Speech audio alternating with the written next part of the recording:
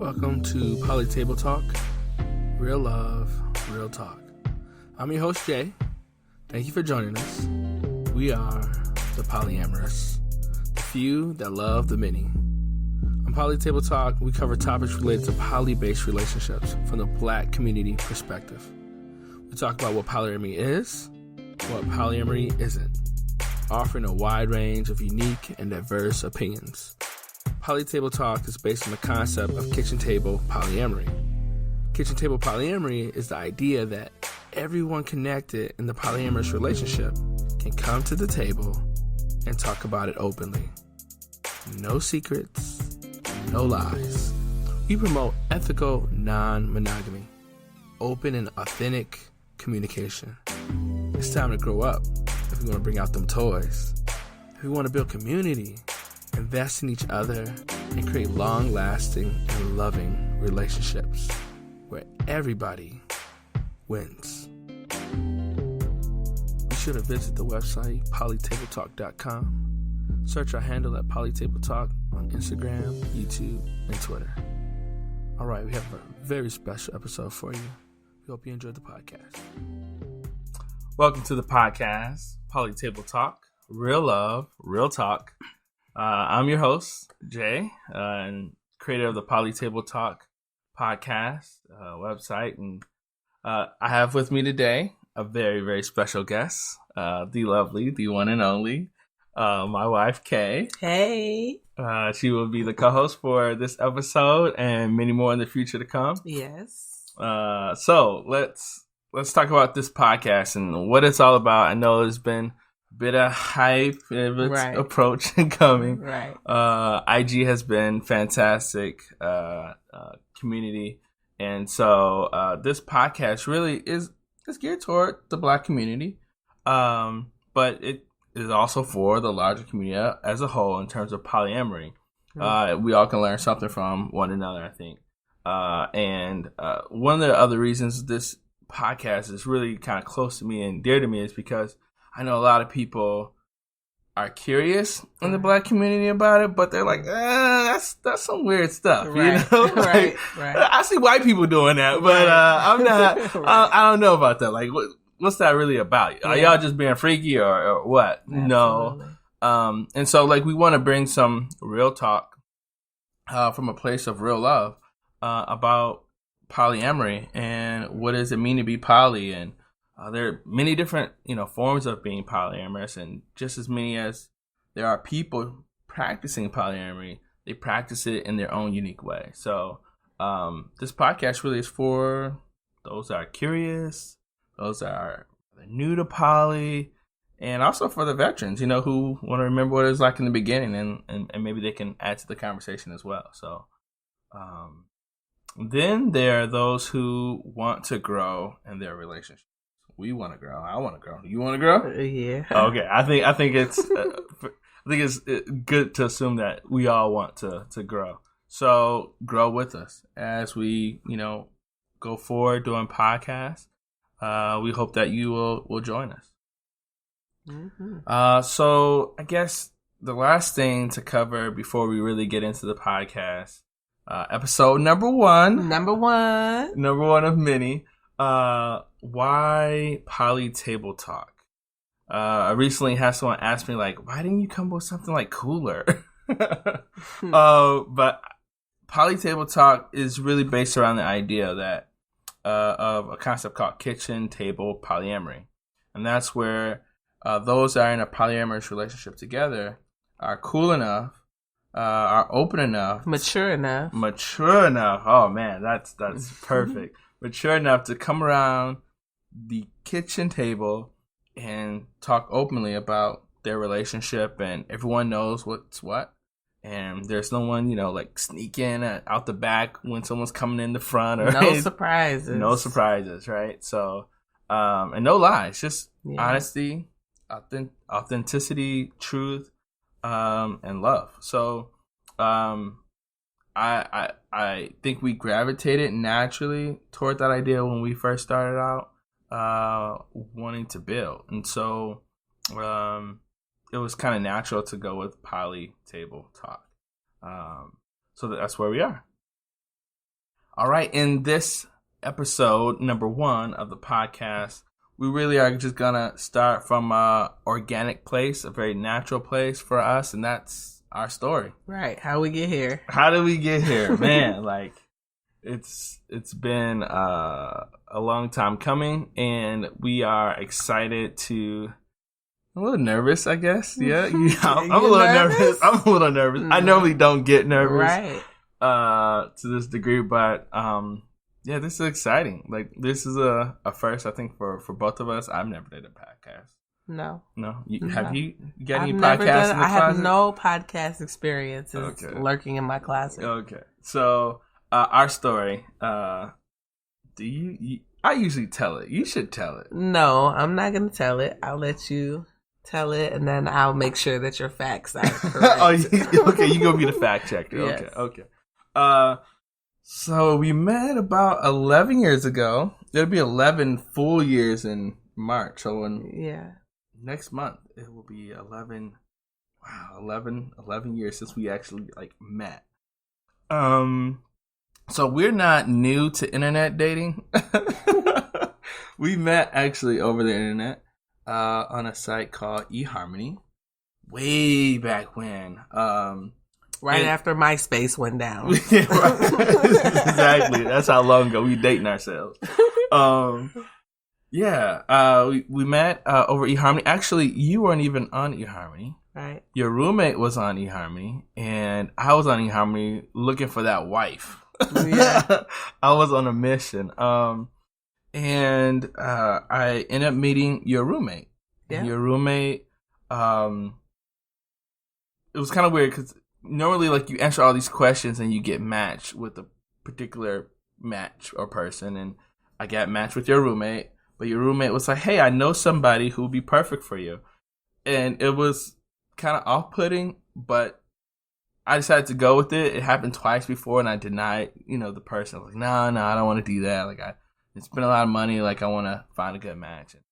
But for whatever reason, I decided, okay, sure, I'll go with it. So I ended up getting your email, or I gave you my email or something like that. I sent you my email. Actually, before we go there, let's talk a little bit more in detail about this. So when you found out about me, your immediate reaction was just to talk to me, right? Yeah, I thought, my friend told me that... No, it wasn't. That wasn't your immediate reaction. So my friend told me, this guy, I met this guy, or I matched with this guy, and he sounds like you guys would be a really good couple. And my immediate reaction was, I'm not dating. I don't want to date anybody. I'm not really interested. It's over the internet. That's kind of weird. I just wasn't really into it at all. So she told me that. And then I thought about it for about 3 days. And I just thought, well, I don't want to have a weird shoulda, woulda, coulda kind of situation. So let me just read this guy's profile and see what, if I really don't want to move forward. And I read your profile. It was a wrap. And it was nice. It was intriguing. And so I decided that, I'd like to get to know this person and see if it could be something. So we messaged you, and I put my email in the message. Yeah. I didn't really expect that you would respond. I thought you would think we were some crazy people online. But you actually emailed me, and that's how it started. Yeah. And we'll probably in another episode talk a bit more in detail about what transpired and how we move forward. But essentially, 9 months later, we were married. Yeah. 9 months later, yeah, people kind of thought we were a little crazy back then, but, it was a long-distance relationship, but we made it work, and... 11 years later, here we are. 11 years later, here we are. So, yeah, our relationship has been a constantly changing, evolving, growing relationship. When we first met, we were both Christian. Mm-hmm. Pretty hardcore Christians. Bible thumping. I read my Bible every day. I'm going out witnessing on the street corner. Man, yes. Like that's where we were in our life at that time. But that's one of the things that came up in the beginning for us was the first challenge, I think, was you were non-denominational and I was like apostolic Pentecostal, so like, you know, we go hard in the paint. Stop. we be in the scriptures, you know. But and because of what our within the Christian kingdom of beliefs and denominations, like we had a kind of fundamental disagreement about things, and but we loved each other, we cared about each other, and we wanted to make it work. And we wrestled with that, and in the end, we chose each other. And that has some fallout, you know, with folks and so forth. But at the end of the day, like, we still here. So, but that's also another thing that transition is we're no longer Christian. You know, we have a different set of beliefs now, and that wasn't easy either, you know. And that didn't happen right away. You know, our first year of marriage, you know, like everything was new, and living with somebody and being with somebody and all that stuff. So, man, we've moved a lot. Moved from state to state to state, and now, you know, we in the heart of the South. And you know, we kind of really just grown, and as you've changed, we've changed careers and changed things that we wanted to do, ideas that we had in the beginning that no longer are the same, you know. And today now we're polyamorous. Yeah. Which, if you would have asked me like 4 years ago, would you ever be poly? Heck no. Like, what is that? What is that? What like, is first that? Off, yeah, what is that? Right. But I think one of the things that like has benefited us the most, and I think this also speaks to being polyamorous, is understanding that change is going to happen in a relationship. Yeah. And that really, you know, that change isn't always bad. You know, isn't always something to be looked at as something negative, you know. And if you are able to allow a person to grow with you, I think you can do some pretty phenomenal things. And anything that isn't changing or isn't growing, it's dying, you know? So I think it's important for things to evolve, for things to grow, for things to change and transform. That's just a natural flow of life and nature. So yeah, I'm glad that we were able to keep in step with that and not hold each other to be stagnant and to be in the same places. You know, because sometimes, you know, in the movies you hear like, you know, you're different, you changed, right, you know, you're not the person I met. Right. Like, I don't know, like after 11 years, I looking back, I don't think I would want you to be that person exactly that I met. Exactly. I mean, who you are, your core, and all those things, like I definitely love, and I feel like those have always been there, and that's kind of been like our anchor. Center, our anchor, right? Yeah. Exactly. But you know, whether it's our career, what we want to do with our life, or what it is that we believe spiritually, those things have like evolved, changed, and grown. Like, you know, how we wanted to raise our kids in the beginning and how we raise our kids now, like all that like has morphed into where we are right now, and has been a beautiful process to grow. Agreed. And so, you know, we've had, like I said, a lot of, you know, transitions and like where we want to live, what we want to do for a career, like what we believed in, and we had a really big transition happen with our daughter. Yeah. Bless her. I miss her. I think about her every day. But we had a big transition happen to us, you know, a few years ago. And it was kind of in the middle of us talking about becoming polyamorous. Mm-hmm. And that transition of her life, the physical to the spiritual, really put a hold on that conversation, and rightfully so. as we had to regroup and rethink what we thought about life and what we thought about love. And the process of going through that will always be a heart-wrenching and, experience that, like, I wouldn't wish upon anybody, but it's also a part of life, like we will all have that experience at some point, and hopefully not for a long period of time. But that being said, we cling to each other during that time, and our relationship like had another transition in it. And it deepened. Exactly. And it deepened. And I think that also, like, maybe not everybody will go through an experience like that before becoming polyamorous or while being polyamorous or what have you. But I think that really, again, our time together, our relationship has really shown me that we really can get through anything. Absolutely. And that kind of bond, that kind of love and experience, I think, has led us naturally so to some degree to being polyamorous, where you need to have that bond, you need to have that closeness and a trust. And as you talked about in the very beginning, a maturity. I think that's been very key for us. And we haven't been perfect, or no, I haven't been perfect. You have not been perfect. Oh, okay. I thought I had my cape on and my S on my chest. No, of course not. You definitely haven't. I mean, you've been almost. Stop. No, but nobody's perfect, and I think being polyamory will help to bring out those imperfections. And you have to, as a couple, as a even maybe for solo, and you're just you. As a human.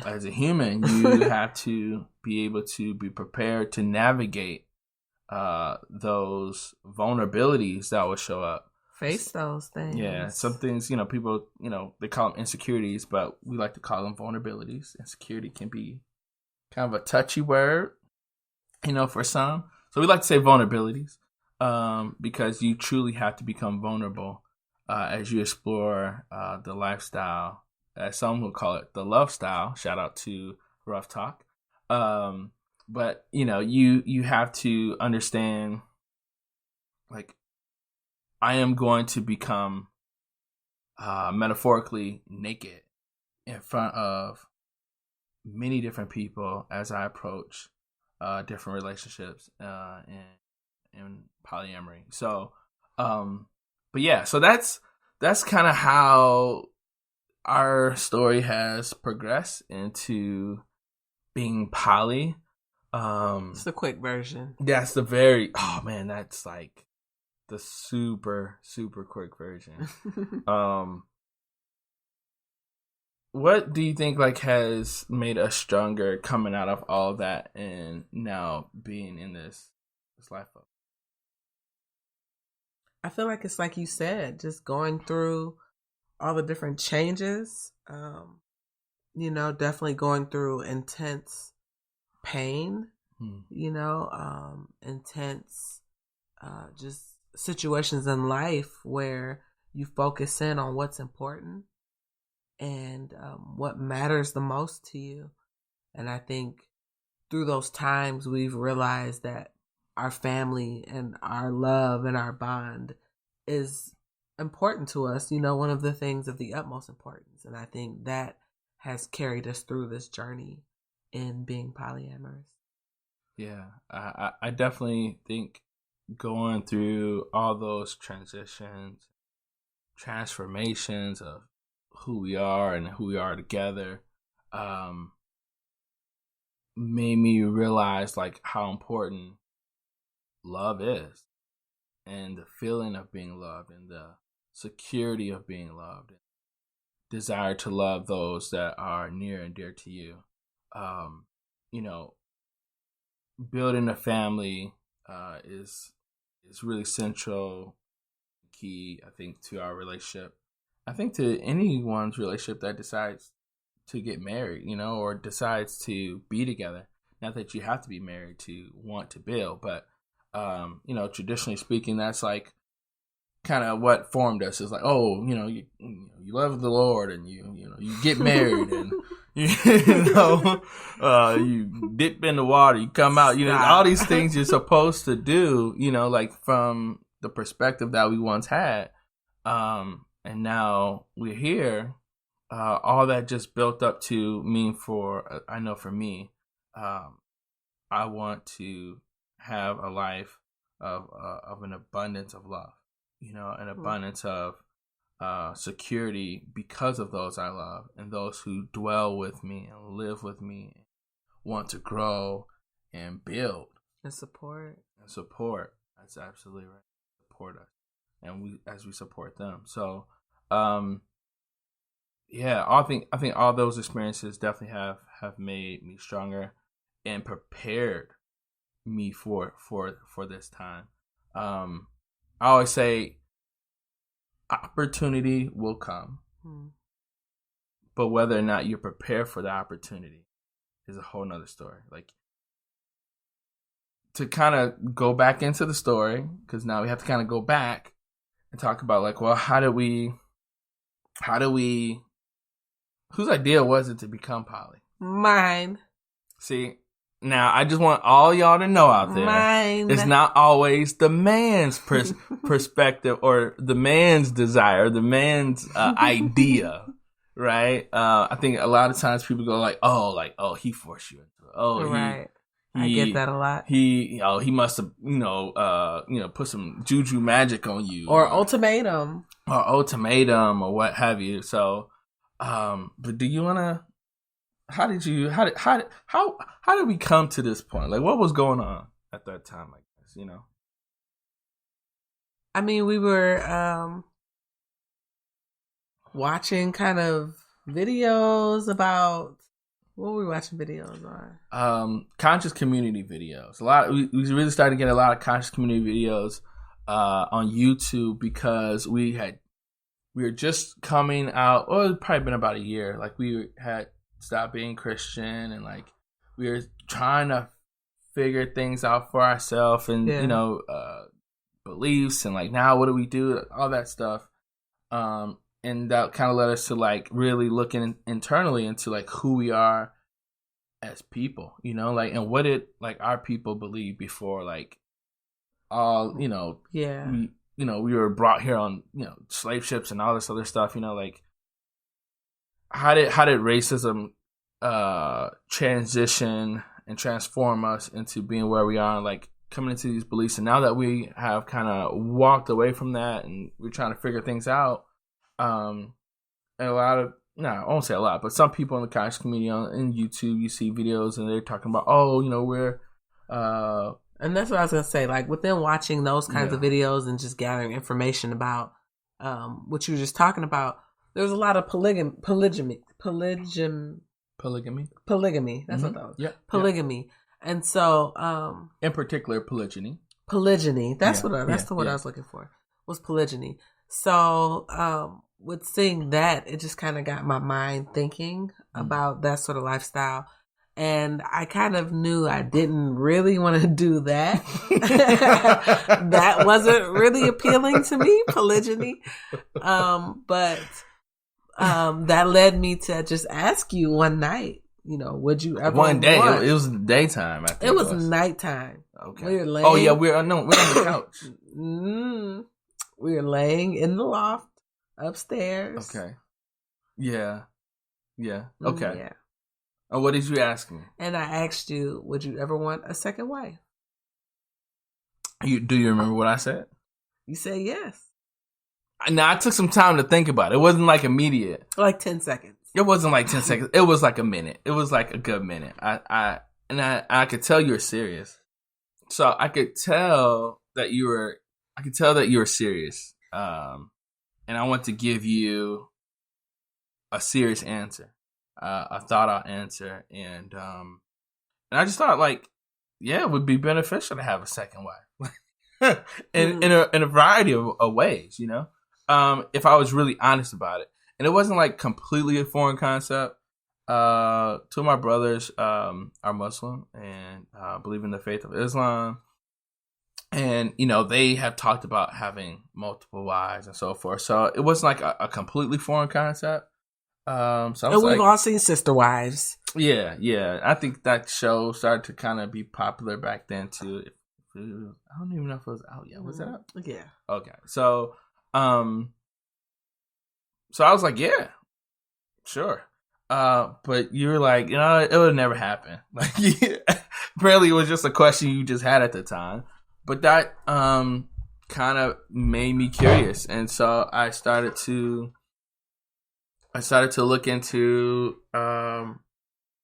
polyamory. But at the time, I didn't think of it as polyamory or know it was called polyamory. I just, multiple wives, searching on YouTube and, watching, different folks in the conscious community, like Brother Polite, for those who may not know who Brother Polite is, but like he's a person in the conscious community that has multiple wives and believes, in business and collaboration and so forth. And, but that was like kind of my entry point into just even hearing about it. So yeah, that was kind of what started the conversation. That was the catalyst. And, every once in a while you come into the living room and I'm watching a video on polygamy or polyamory, and you're like, you kind of like sometimes roll your eyes a little bit. Absolutely, yes. Then I want to hear it. But you kind of started something, and it just continued to be a conversation, and sometimes we would talk about it, for a little bit, and then you'd be like, okay, I'm done. Yeah, at one point I asked you, so if you get this second wife, will she be my wife too? Oh, like, right. Could she be, how would that work, And I remember you being like, right. Yeah, exactly. So, some of that Christianese, was Christianese. Some of the Christian background and, principles and values and dogma, it was pretty strong in me. It was like the Force. The Force. But, initially I was like, no, mm-mm. And I didn't know you were serious about it. I just thought you were just saying good for you, good for me. I should be able to do the same things as you, and I wasn't down for that in the very, very beginning.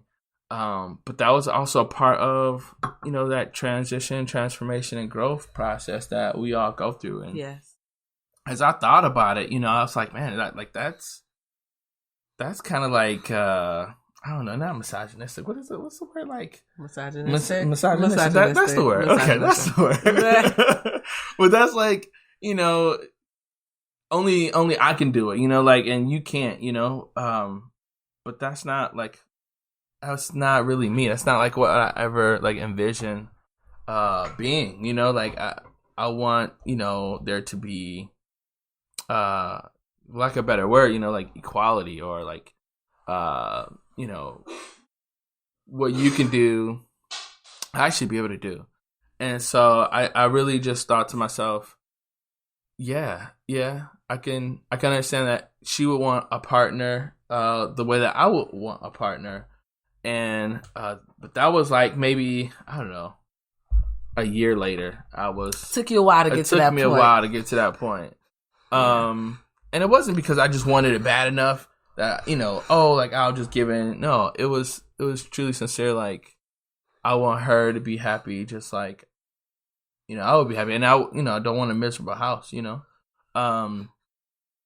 and so time went on, and, we moved, we relocated, and then we had the transition of our daughter occur, and conversation went quiet. And then, a year and a half? Yeah.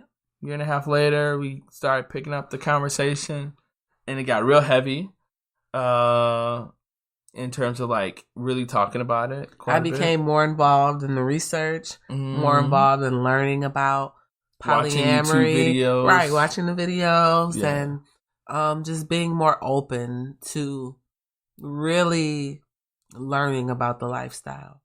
Yeah. So I watch tons. You watched tons before I did. I love YouTube.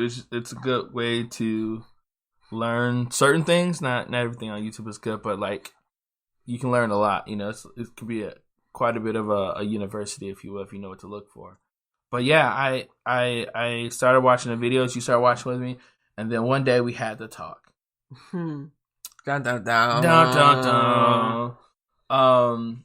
We had to talk, and which brings us to, I guess, the next question is, why polyamory? Like, when we were on the bed that morning, I don't know, it was around 11 a.m.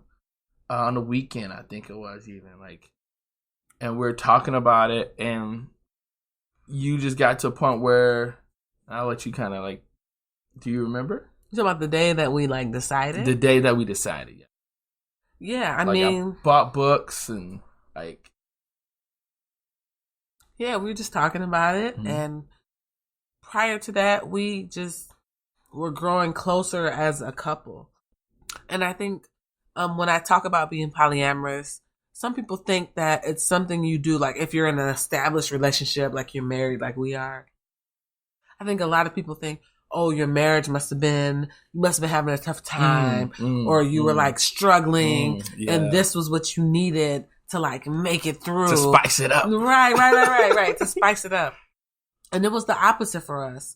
Like we had, done the work, and we were in a really, really, really good place. I think one of the best places we've been in our marriage as a couple and as individuals. Absolutely. So the talk really came, at least my part of being open to learning and discussing was just coming from feeling comfortable with you and having more trust with you and more openness with you, and our relationship being as deep and powerful as it was, it just made me feel secure, I think is the word. I felt very secure in what we had and where we were. So I felt like, hey, we can talk about, sleeping with other people. We could talk about opening this up and loving others because I'm very secure in the love that we have between each other, So I definitely want to say that is that we came from that place of strength and trust and security, and that allowed us to really have the dialogue, to move forward. So I was in a place of feeling very loved, very comfortable, very secure.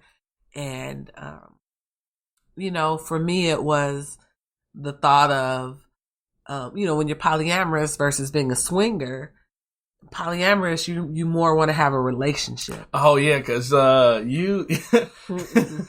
right? Your thing was in the beginning... Like have sex. Well, it was even before talking about being poly. Like you're open to like maybe doing a threesome, right?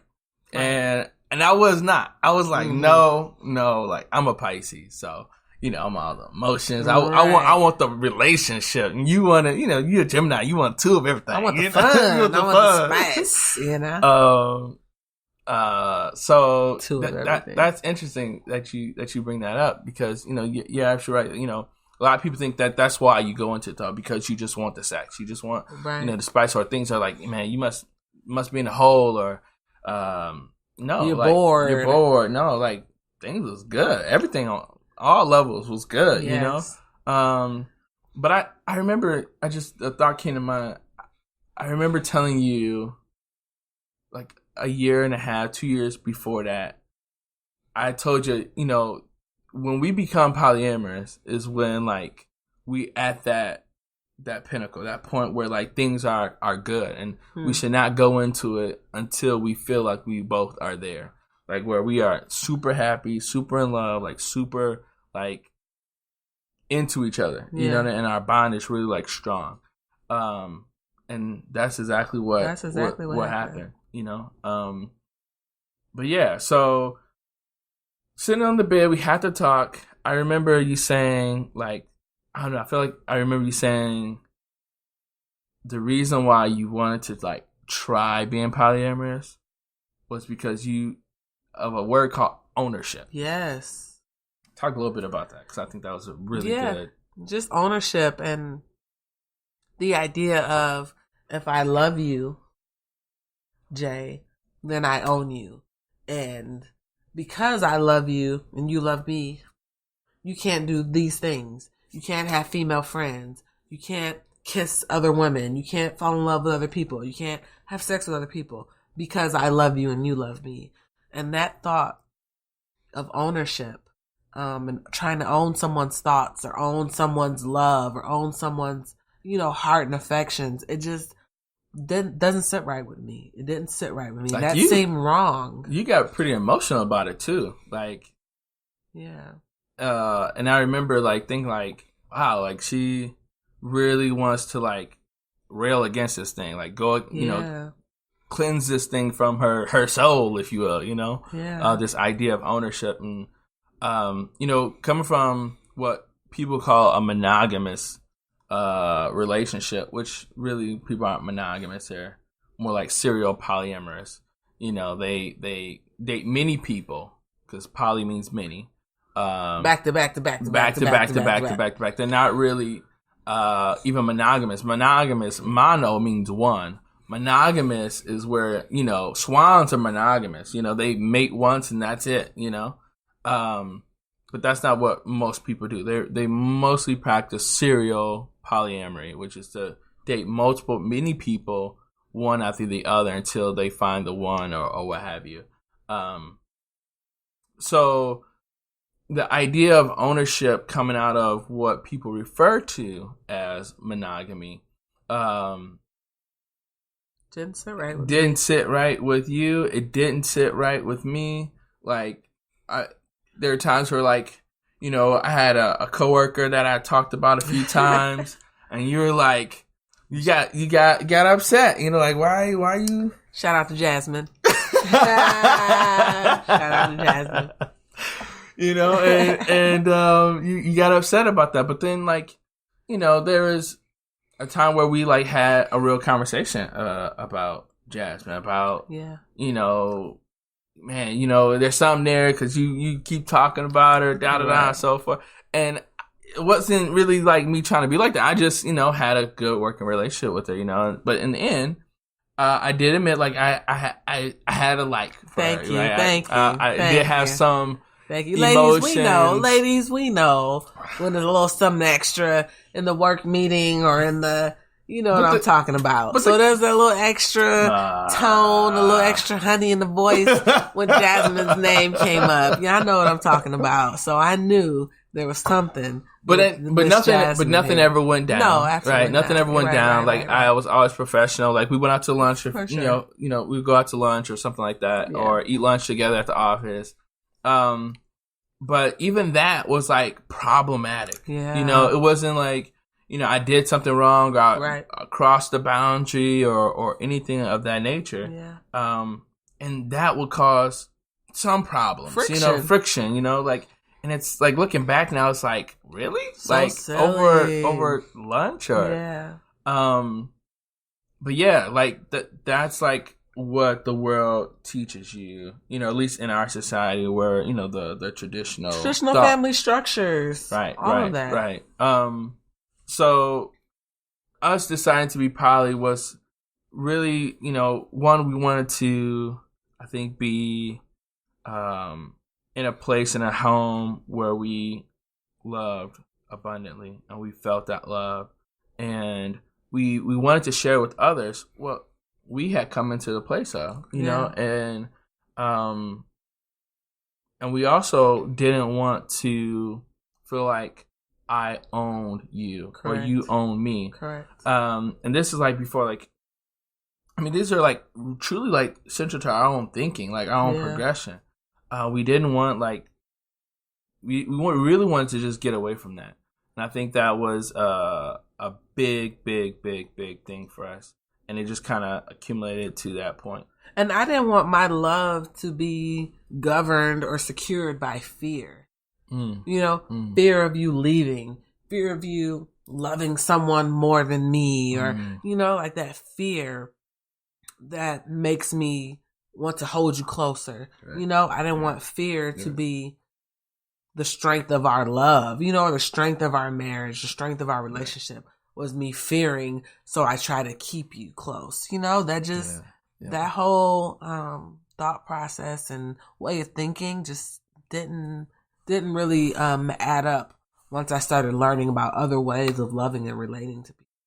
Yeah, and I think another thing too was being open and being able to talk and communicate. Being able to be authentic. Mm-hmm. Be who you are and say what comes to your mind, of course, in a loving manner. You know what I mean? Mm-hmm. But to be honest and be truthful about, man, this is what I'm feeling. This is what I'm thinking. Or this is something I'm going through. And I think that carried over now, being polyamorous has carried over into so many other areas, and where like I can just talk to you. I can just be open. I can just, tell you what my thoughts are and be truly authentic. Right. Dinner was nasty, Dinner has never been nasty. Except for that one time. No, but no, seriously though, like being able to like just talk and say, man, like I'm really feeling this way, or like I didn't like that you did that, or taking ownership of ourself. It really has transitioned from us wanting ownership over each other, to wanting ownership over ourselves, ownership over our vulnerabilities, right? Like I'm not gonna, like you said, I'm not gonna let fear drive me. I'm gonna be in control of the fear that I have, right? Mm-hmm. I'm gonna be in control of my ego, right? I'm not gonna let my ego push me into areas that I don't want to go into, or that I'm insecure about, because I'm going to face those things and be open and honest about them. That's right.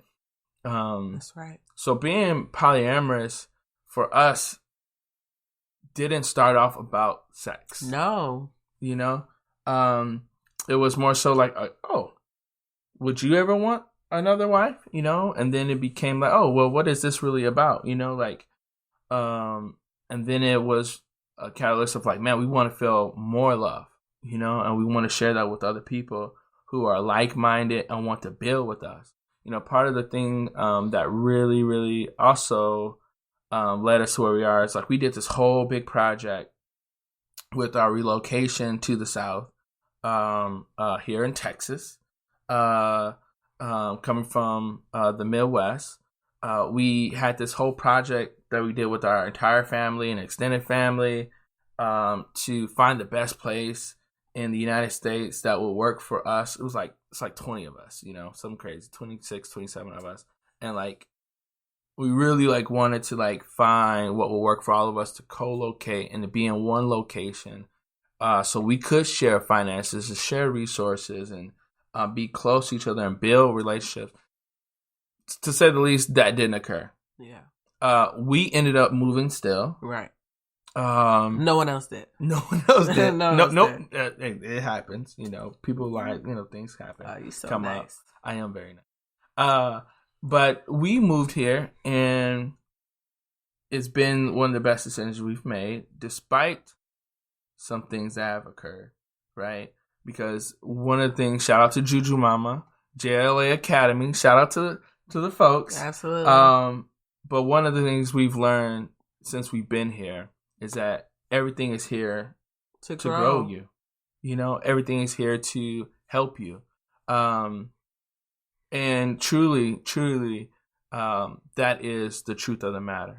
So when I say that, that doesn't take anything away from our love for our daughter or what took place with the heart and the heartbreak that occurred with that. But it is to say that everything happens for a reason. It's fate. You can't change it. It's done.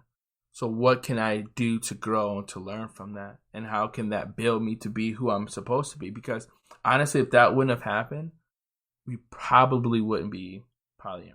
Probably not. Right? It was truly a catalyst to push us in a certain direction, because of that love and that reckoning that we had to face within ourselves. Those are some hard times. But out of those hard times, like putting gold through fire, like you get something pure. And our love is definitely pure in its application and in its feeling, and so that led us to where we are. And the idea of the relocation project and collaborating also helped to give us insight into why we wanted to be polyamorous. And that was to build with those that we would eventually meet and love and want to grow with. And so that those things, like, it just goes back to what I said before, you know, like we wanted this. We wanted this with our family, our brothers and sisters, our moms and dads and so forth, you know, cousins. But it transitioned into something else, you know. And we create our lives. We create our life. Absolutely. I'm so glad that you said that. That is so true. We create our life. Yeah. You know what I mean? Everything in its entirety, you know. The struggles that we have, the good things that come, you know, we create our life, you know. We truly believe that. So after we decided to become polyamorous, right? We were like, are we doing this? Right. We doing this? Are we doing this? We doing this? We doing this? We doing this? We doing this? And man, it was time to bring out the maps. The maps. apps. Oh, apps. It was time to bring out those apps, the dating sites, and like we knew instantly about Tinder. You know, we already knew about Tinder, just from hearing about it. That was kind of a nervous moment. We were like excited, and I mean, we were monogamous for 10 years before we did this. Yeah. So, you know, imagine being married for 10 years. We were together for almost 11. Right, but married and monogamous for 10 years. Right. True, and to go from that to like this dating frenzy of a world that we live in now with all these apps and like, you know, is very different, overwhelming, exciting, but just like this whole new experience. Yeah.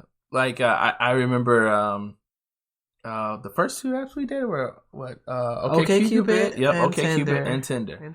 And we actually like Google what dating sites or applications to look up, and we like, okay, those look to be the two best, the top ones, the top ones, right? And we like helped each other with each other. We helped. You helped me with my profile. Mm-hmm. I helped you with your profile. Right. Eventually, like I wrote your profile. Yeah. And you definitely gave input into mine and like helped me tweak it, and but yeah, we were in it, and together, absolutely. What are some of the things that you remember in the beginning of being poly? Like with the dating sites? With the dating sites, I just remember just being fun and, you know, creating our profiles and getting the selfies together and etc. You know, just the excitement of the newness and excitement of meeting people and that freedom, you know, it's fun, it's free, it's exciting, it's something new, you know? Yeah. One of the first things I remember, and this brings up the question that we get, I think you probably get asked a lot too. I know I definitely do. On the dating sites now that we were dating, is don't you get jealous? Yeah, you get jealous. I remember the first time I don't know if I was more so envious or if I was jealous. I think I might have been more envious, honestly. Was the day one of being on the apps. Like, Kay is definitely a good looking woman, beautiful woman, and I think, you know, I'm a decent looking chap, you know, I'm a decent looking guy, you know, I'm a decent looking brother, and she got like so many matches in day one, and I was struggling with like 3 or something or 4, and I'm like, what is going on? Like, and this is interesting because it's all about perspective, I think, sometimes. In that my perspective was, man, like, nobody wants me. Nobody wants to like date me. Like, what's going on? Like, it's probably because I'm like this or that, or maybe I didn't write this correctly. Like, why is she getting like? But I already knew, like, she's beautiful. Like, of course, you know, I should have expected this. But weeks later, we came to realize that, like, really, it was, you get a lot of matches, right? But they weren't of quality. You know, because one of the things that I think, like, because we're married, I think that comes with some assumptions or expectations that people have. And when we entered into dating online and we put that we were married or whatever, like, I think a lot of men out there, unfortunately, look at you and go, oh, this must be, you know, an easy piece of pie. You know? Absolutely. I think men, or majority of men, or some men, or whatever makes you feel better for what I say, they see open marriage or, you know, polyamorous, and they think, oh, you know, she just wants to get some, and it's about sex. You know, people assume that this lifestyle is based and rooted in sex, you know, so I think that's what it is people just think, oh, you know, sex. You know, you couple that with what maybe a majority of people feel about online dating, and what people are looking for online dating in general, and it's just is a lot of sex, you know? Right. So yeah, you're right. And for me, you know, I think I got fewer matches because women were like, oh, this dude is married, he probably a player, da-da-da. Like, a lot of people come back and they say, even to this day, like, even today, somebody said to me, I had reached out to them, messaged them, hey, how's it going? You know, how are you? Like, it's nice to meet you, blah, blah, blah. And they're like, they came back literally and just said, you're married? And period. No, they didn't even have a period. They said, you're married. And I was like, is that a question? Right. Or is that a statement? Right. Like, yes, I put on my profile that I'm married. Like, yes. And so I think for me, it became a thing where, like, I had to realize the matches I did get were of quality because those people were truly interested in me. And yeah, okay, you're married. I see that. But that wasn't like a hindrance. You know what I mean? Like, we had pictures up of each other on each other's profile. And like, so it was totally legit. You know, I think even on OkCupid, we had connected our profiles at one point, you know?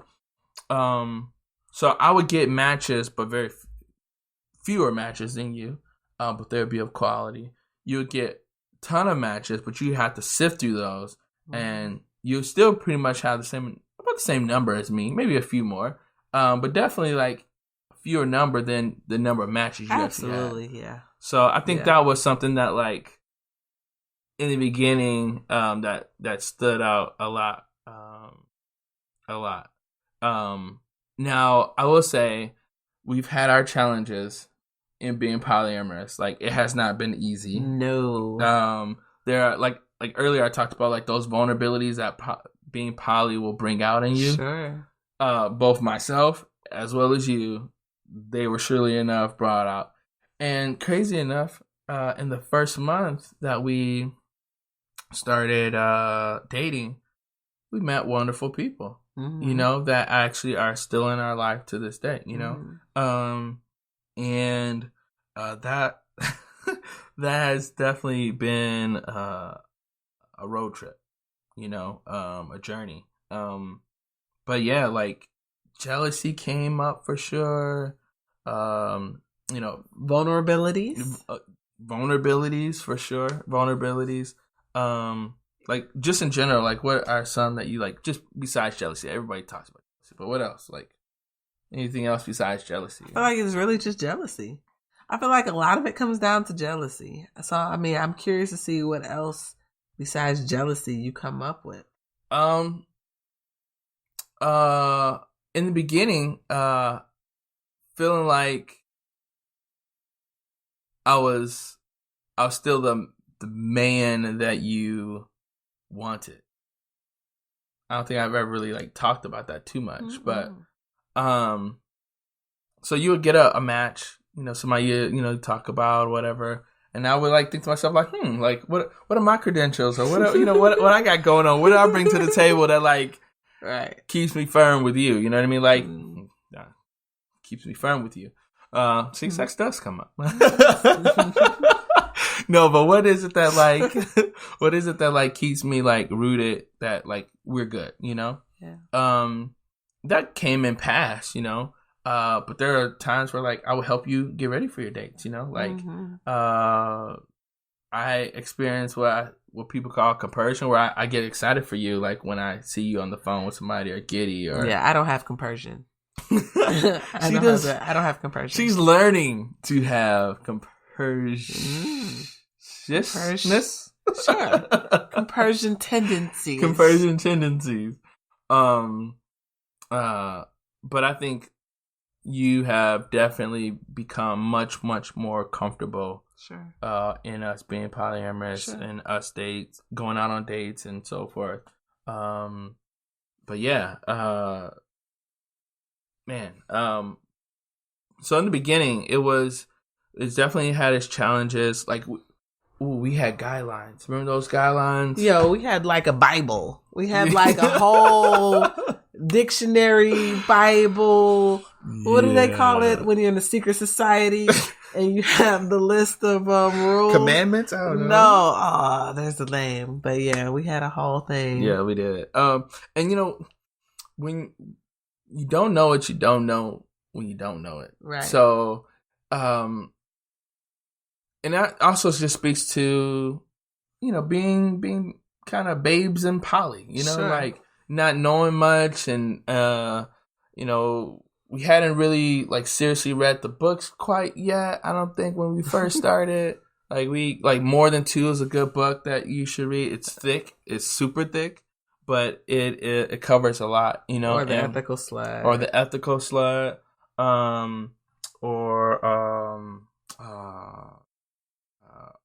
Yeah, there's quite a few out there. So, but yeah, we definitely had our challenges going through. Man, big challenges and just communicating like when those emotions would come on super strong. And it was like it was fine. We were swiping and talking and cupcaking and even going on a couple dates here and there. Like I was good until it came to that emotional part. Till it came to I like this person, or like like when the conversation sounded more than a conversation. You know what I mean? Like when I started sensing that things were deepening with certain individuals that you were dealing with, that's when it really hit home what we were doing, and where it kind of stopped being fun, and those theories and those grand ideas that I had in my mind, I had to really work those things out and live those things and allow those beliefs and concepts to take root and to be truly a part of who I am as a person versus just an idea that I think is a dope idea or a beautiful way of being. Yeah. It wasn't until those relationships started deepening and it wasn't just about swiping and getting that got real. Right, that rush of, oh, they like me. It was more than that, and that's when it was kind of like, oop, okay, what are we doing here? And needing to dig into myself. That self-work. Yes. That self-work. Yep, that's when it became real. And, for me, like, I was, for the most part, I've always been, like, good with, like, you dating other people and, and of course, me dating other people, like, oh, we polyamorous. Let's do this, let's get into it. But yeah, I think what people need to, those who are maybe just curious about it or just getting into it, like, take your time, take your time. Don't rush, when you think you're going slow, maybe go a little slower. Talk. And as much as you talk, try and listen twice as much, because we all need to be heard, and I think a lot of what you probably just wanted from me at that time was just to know and be reassured that, yes, I love you. I still care about you. That hasn't changed. Sure.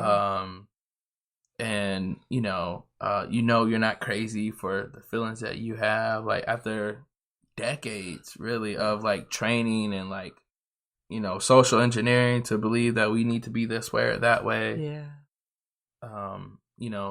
You gotta give patience to both yourself and to your partner. Absolutely. That's so true. Yeah. So kind of, I guess, fast forward to, we decided to be poly. Like, we didn't really tell anybody about it right away. We wanted to really see if this was going to be something like we were going to do. Like, I told my mama right away. Oh, well, you did? What? I told my mom. Really? 2 days after we decided. I told my mom right away. I think, yeah, because I took longer to tell my folks. It wasn't like, I didn't think anything of it. I didn't think, coming out as poly was a big deal. Like, I just thought, like, okay, we just dating other people, like open marriage, or, people do open marriages where they like, oh, you can go sleep with that person, I'll sleep with this person, but, that's it, polyamory is not that far from that, you know what I mean? It's not that, but I didn't think it was going to be that big of a deal, like there's situations that have transpired in, my family, and so why would this be such a big deal, But it was.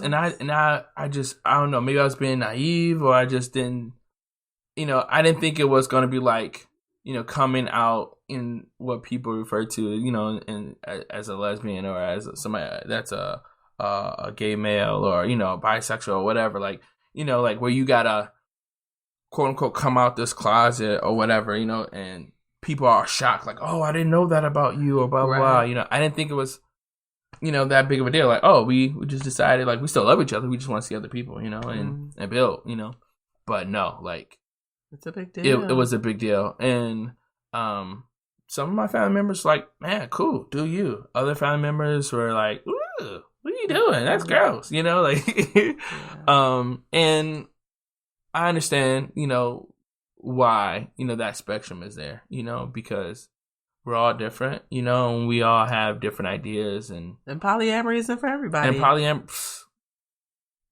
polyamory isn't for everybody. That was a high five. Polyamory is definitely not for everybody. Not everybody's, I'll say, built for this life, or wants it. Or wants it, and they may look at you and be like, I can never, maybe so, Yeah.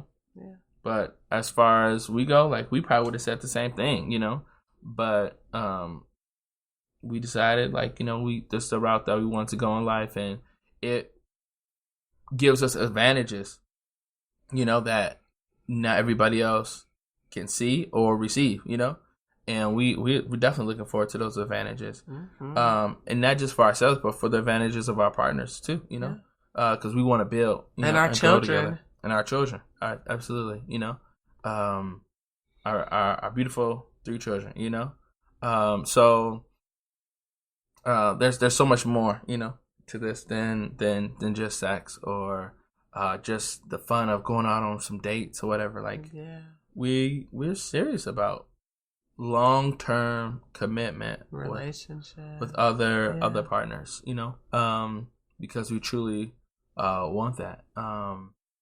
So before you even came out to your mom or your family, like, did you have any fears or expectations of how they would react, or?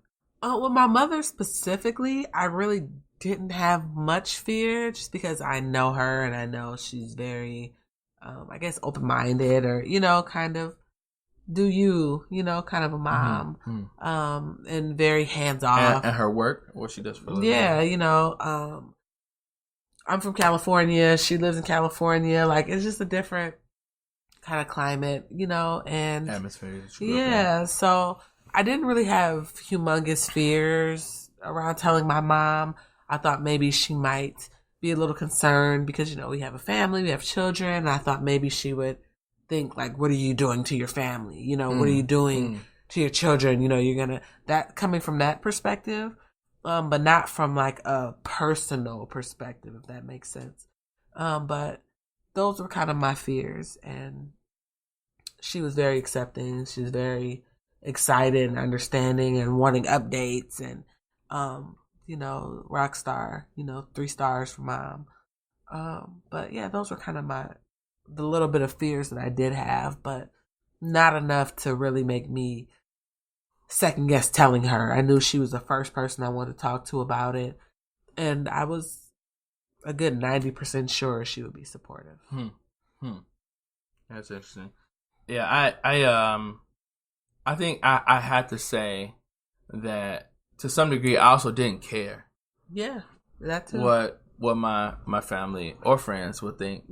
After all that had transpired and like went down, like with the transition of our daughter, and like even with us like moving out here, but even before that when we moved to Texas, we, you know, when family didn't want to move, I was a little upset by that, you know, but even, you know, more upset, you know, at maybe some of the things I felt that occurred, you know, immediately after Kumani's transition. So I guess I was at a point where like, I'm gonna just do me, you know, and hopefully they cool with it. Hopefully they accept it.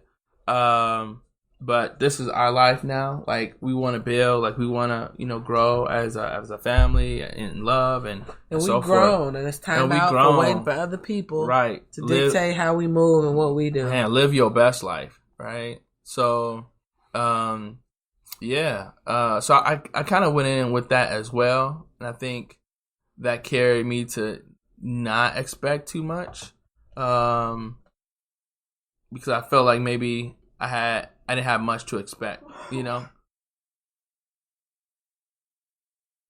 And so, yeah, that's kind of how I went into it, you know?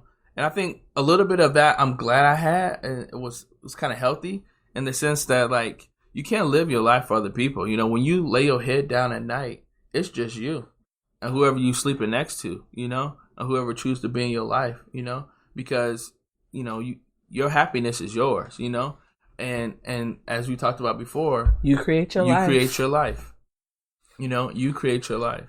Don't let the world create it for you, because you're not going to be happy with the result, because it's going to be something that you desired that you didn't get. So I would definitely, you know, if I had to do it again, I would probably do it similar, but I would have a much more realistic expectation that, you know, people may not be so receptive. And to be more so prepared for that. Because I will say, like, I was disappointed in that, but I also had a life lesson that I learned from that, because one of my family members had a relationship that I wasn't very accepting of, you know, and for various reasons. And that was a good life lesson that, like, man, you create your life, and some of the things you're going to get in life, whether you want to call it karma or what have you, you know, are lessons that you need to learn yourself. That's so right. Definitely, you know, live your life and live it for you, despite whatever the people think. And let other people live their lives for them. That's right. So, man, one thing I did want to go back to with the dating situation was, how is it being married as a woman dating? I think we kind of touched on that already, you know. It's a lot of people that just, you know, are thinking. Does that make it harder? Not for the most part. I think it makes it a little easier, at least for people who don't want anything serious. You know, if someone doesn't want something serious, they see a married woman that's not being able to give anything serious. And so to them, that's a good match, you know? We both want something casual. We both want friends with benefits. We both, you know, want this casual kind of experience. FWB is not the same as polyamory. Yeah, so I think it's easy to meet people, like you said, but getting that quality of what I'm actually looking for. I think it's easy because you're a woman. You right. know, like men to be like, next man's a woman. Yeah, true. As a woman. True. Yeah. Because, like, I don't know. I feel like if I, like, there was once upon a time, like, I just wanted to see, but I took down that I was married and I had kids and that I was polyamorous. I took those 3 things down. And I want to see, like, what kind of reception would I get, you know? Like, man, like, am I just butt face ugly out here? Your shit was popping. And man, it was popping. Like, man, I was like, where these women were at? Where were these women at before? Like, they came out like, yes. I was like, cool. Okay, so I knew what the real deal was. And it wasn't because, like, you know, something dealing with my profile in particular in terms of like, oh, I like this or I like that or any pictures I had up. It was your fine ass wife. Yes, it was because I was married, you know, and I was polyamorous, you know. Yeah. I don't even think it was such that I had kids, you know. I think it was just married and polyamorous. Yeah. And then having kids, like, you know, some women do want to build something from scratch with somebody, you know. So, but for the most part, I think it was being polyamorous and married. And so I think there's some stigmas that come along with that, being married on the dating site. They automatically think, you know, you a player, you just lying, you lying. Like, do she know? Like, so I always like put a picture of us up together. It's not a lead-in picture, you know. That's like just one that's in the album or something like that. Because the secret married dudes, they have pictures of their shoes and of like the ties. They don't have their faces. Y'all know what I'm talking about, ladies. The secret, low-key, cheating ass married dudes. Yeah, they don't have their faces up on the sites. Yeah. So, but the people that I do meet, like, and I do connect with, definitely are quality. Like, they're real people. They want the best, you know, and they see something in me that they like, and they, you know, no, they do. And they go for it. So, yeah, the dating experience has definitely been interesting, and dating is so much different in terms of like the type of people you meet from like when we were dating before we were married. Yeah. Like, I feel like it's a swipe culture. Yeah. Where like it's about your looks. Like, purely about your looks in the beginning. Like, just nobody reads your profile, like, at least on Tinder. Like, OKC is a little bit better with that because it's more centered around that, but like even Bumble not OKC, but Bumble and Tinder, like, definitely the swipe culture. Like, I kind of loathe Tinder a little bit. I know it's worked out quite well for you. Tinder. Tinder's so much fun. And I think that also speaks to like our personalities. Like, me being a Pisces, like, I want to get to know you. You know? Like, I want to, you know, build depth with you. Like, I want to have conversations. Not that you don't want those things too, but like, I'd rather dig for it. You want to kind of see the match up front before you invest. Right. And I'm kind of let's see what this person is. Yeah, you like the surprise. I do. Like, I do. Yeah. So that's interesting. But yeah, so challenges of being polyamorous. I think there's a big difference from what you see on TV and in social media. Like, being on IG and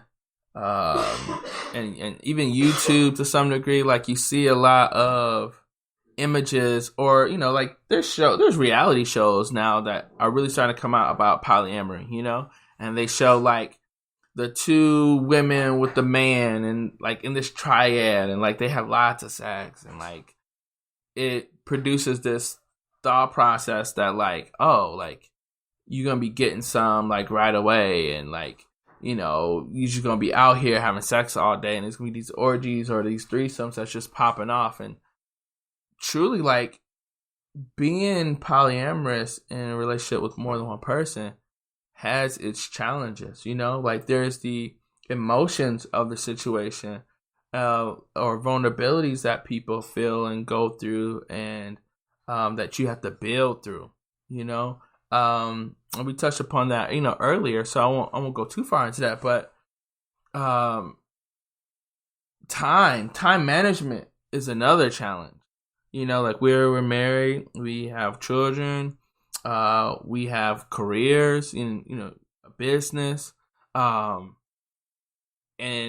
managing all that, and then saying, oh, I'm going out tonight, you know, and like trying to coordinate that. Well, you went out last night, and getting a sitter to, you know, watch the kids, and like, just time management is a big part of this. And then like making time for your partner is really important, you know, so that they feel special. They feel like you care and you're considerate of their needs, and that they have a place. You know?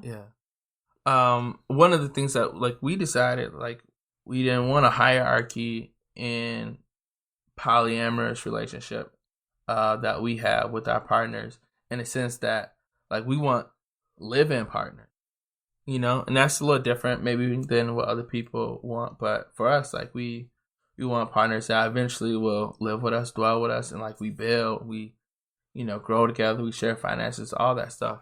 And so in that situation, as a live-in partner, like we don't want any hierarchy. Now there's some naturally because I'm not paying old girl bills, like when we don't have that kind of commitment to one another. Right.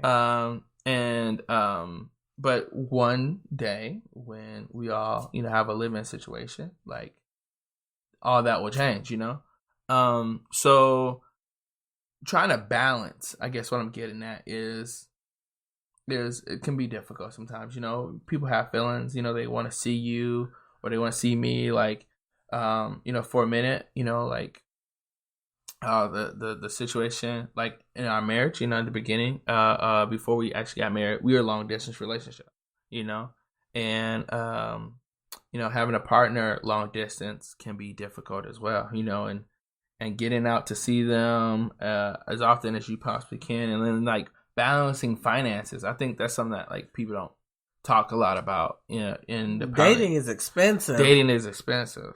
Like because there's more people to date, so you got to be a bit more reasonable about like where you go or what you do, or maybe even going Dutch more often than not.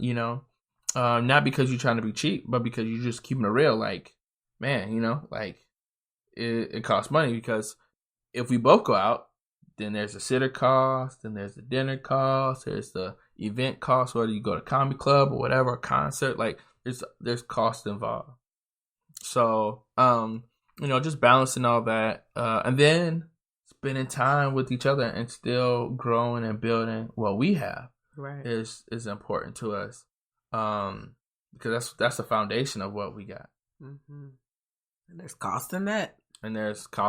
Like she gets nice dates, I don't go cheap out, because we did this and that. No, like I try to keep that balance, and still make you feel special as well, like that's important to me. You took it.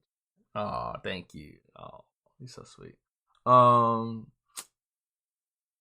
Let's see. What do you think the best thing about being polyamorous is? I don't even like that question. Why? The best thing? I don't know. What's something that you really enjoy or like about being polyamorous? I really enjoy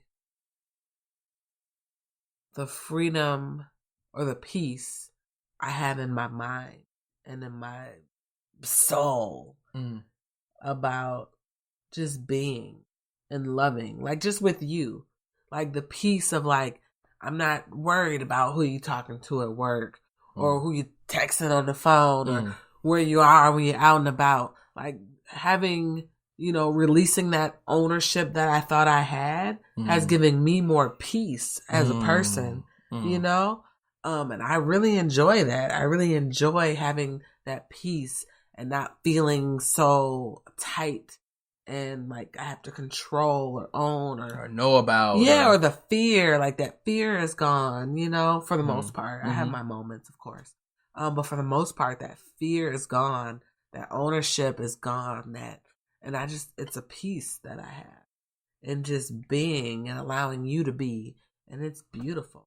That, I guess, would be what I love the most. Is that I can be like, yeah, he's cupcaking right now. Or yeah, he's out with so-and-so, or you gonna be gone for the weekend, or I feel good about just the other night you was like, oh, who you cupcaking with on the phone, right? I feel good. That makes me feel good, like like this I'm cool, like it's good, cool. And I think I that like also like makes me feel at peace and comfortable. Like, so when I'm on the phone, like the other night I was on the phone and like cupcaking, and you were you came up to me like, oh, who you come? And I didn't have no fear. I wasn't like trying to put my phone away real quick or or get quiet or I pretend like I wasn't on the phone. I don't have those things. You know what I mean? Like it's all good. Like, you know, like tonight you was on the phone and like it was all good. Like, oh, you talking to somebody, cool. Like you met somebody new, cool. Like it's not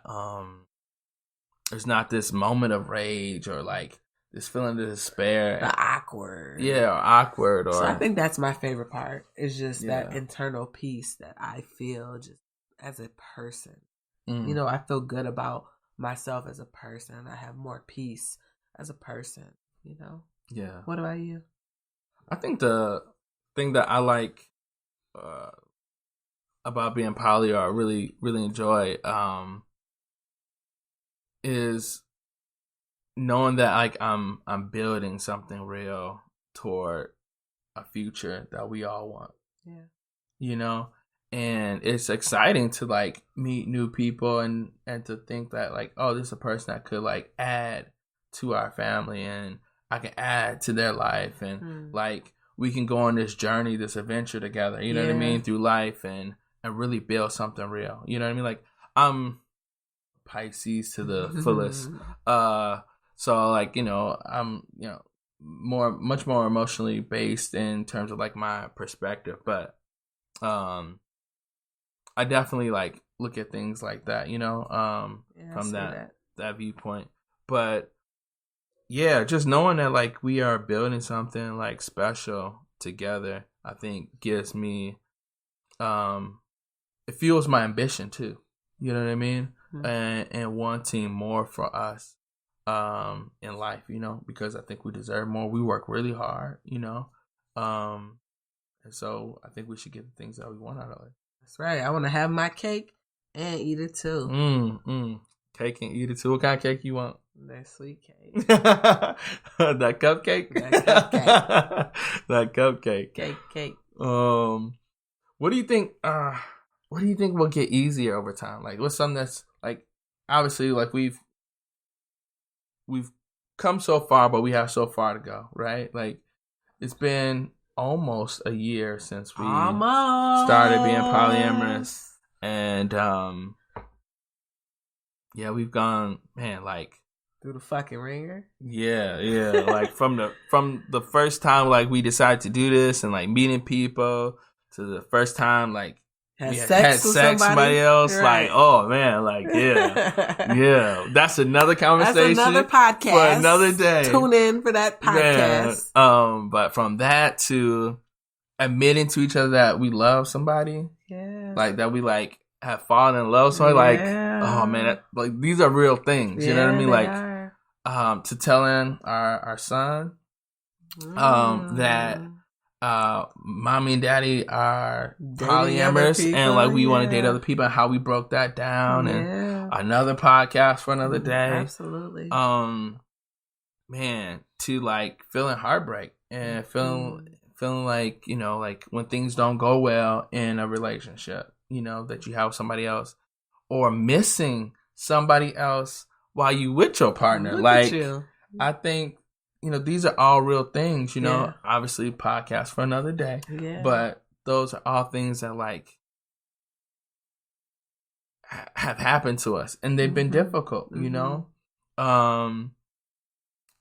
discussions about like people moving in or when it can move in, like all these things, like, and it hasn't always been you that's like had some difficulty. Like I've had difficulty, you know, like, man, one thing that came up, which was really interesting, and I never thought about this. I never like, and all the time, like, I'm preparing my mind for being polyamorous as we've talked about this.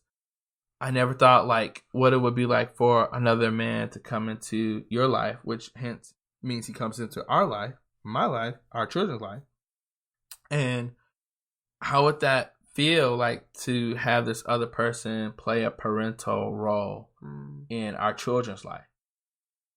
Yeah, it's a big one. You know, and I didn't know how I feel about that. And then when I did, another podcast for another time, I was like, whoa. What is this? What is this? What is this? What is this I'm feeling? This feeling I'm feeling. Oh, what is this? It's like heartburn. My soul. Oh man, jeez, the walls are closing in. Oh man, I did not like expect that to see that coming, you know, but that was good because everything is here to grow you. Yeah. Everything is here to grow you. You know, everything's here to help you, you know, and it may not always feel like help, may not always feel like growth, but these challenges that we face in life, you know, like having a relationship and going to work every day and your relationships aren't working out so well, you know, and like you trying to navigate that, you know, like when we dated together, you know, for a minute and going through that experience, you know, and shout out. Shit was cray. But I was just gonna say shout out to Tutu. Right, shout out to Tutu. Shout out to Tutu. You know what that means. So, you know, like going through that experience and then coming out of that, like, and then relationships that transition, right? You're together, then you're not, like, all those, you know, good future podcasts, of course, you know, good episodes coming up. Stay tuned for those. And we want to hear how other people have like faced those things and come through those things and those experiences. Yeah. You know? And we plan on definitely having more guests come through, doing interviews with other couples because again, you know, as you said, if you're not evolving, learning and growing, you know, like you probably stagnant. You probably are dying. You know what I mean? Like everything has to grow and change, and change is not a bad thing. Change is a part of life, you know. And I think the quicker we learn to adapt to that realization, the quicker we learn to thrive, and the happier we'll be, and the more at peace and in tune with nature we will be. Absolutely. So, last thing before we wrap it up, because you know it's already been about an hour. It's probably been more than an hour now. Last question. If you could go back in time, what advice would you give yourself as yourself now, going back in time to your past self? Oh, goodness. And say, maybe let's say you just decided to be polyamorous. We just decided to be polyamorous and you went to the store and then you saw your future self. You're so extra with this question. I know. I have to be. It's time travel. I would say self. Read more books on polyamory. Right. And I would say self. Breathe deep and take time to explore what you're feeling. Not let your immediate emotions produce an immediate reaction, you know, but like let it breathe a little, you know, like relax and like understand what you're feeling before you react to what you're feeling. But I think those would be kind of the two things. You're always so succinct and right to it. Like I'm about to go on for like 10 minutes. Right, give us 9 analogies. I know, right? And 3 metaphors and 2 similes. The advice I think I would give myself is enjoy the moment. Enjoy what you have in that moment. Whether, you know, you can't find nobody, enjoy that, you know? Or you found somebody and like, man, you think they're perfect. Like, enjoy that. I would definitely tell myself to just, everything's going to work out the way it should, the way it needs to. Yeah. And just enjoy what it is that you do have because it may not always be there for one reason or another. And you don't know, you can't tell the future. Definitely enjoy what you have. And that's a good moment for life. For every day. That's truly. And I think the other thing I would tell myself is, you know, I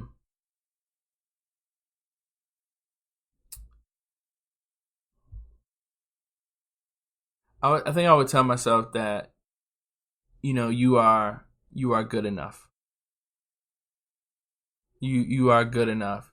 And I think self-love and self-care are things that we all need. And I'm a pretty confident person, you know. But I would tell myself that simply because I think we all need to hear that, you know. self-affirmation is, I think, a really, really important thing that we all can spend time doing, and allowing ourselves to process where we're at in life, you know? Yeah, and you know, a lot of times us as guys, even like we try to be, you know, super tough. Like I'm a G, I'm a soldier, you know, like I'm good, you know, like you know, I don't cry, you know. But it really, you know, I think male or female or however you identify, like definitely like take time to just love yourself. Mm-hmm. And I think being polyamorous, sometimes we get caught up on like, well, if I don't have a partner, or we as a couple don't have a partner, then somehow we not fulfilled, you know? Yeah. I see, you know, just on the post on IG a lot, like people like, you know, they post like, where am I looking for my girlfriend, you know, like, there's nothing wrong with that. I'm not saying there's something wrong with like looking, you know, advertise, you know, like you gotta let it be known that you're on the market. That's right. But at the same time, while you're doing that, understand like you're where you're at because you're supposed to be. You know what I mean? Like, and opportunity will come, but where will your heart, mind, and spirit be, you know, when that person shows up? And you got to love yourself before you can love anybody else. Absolutely. So that's what I was saying. Good job. That's good. That's Thank you. Thank you.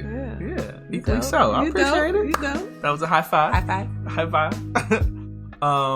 So that I think that about does it. Man, we got to do another episode. This like went by pretty quick, and honestly, I think like you did a pretty good job. Yeah. I think you did a good job. Thank you. Yeah, for sure. So this has been Poly Table Talk. Real love, real talk. Welcome to the podcast. Welcome. And we'll see y'all in the next episode. Peace, y'all. Peace.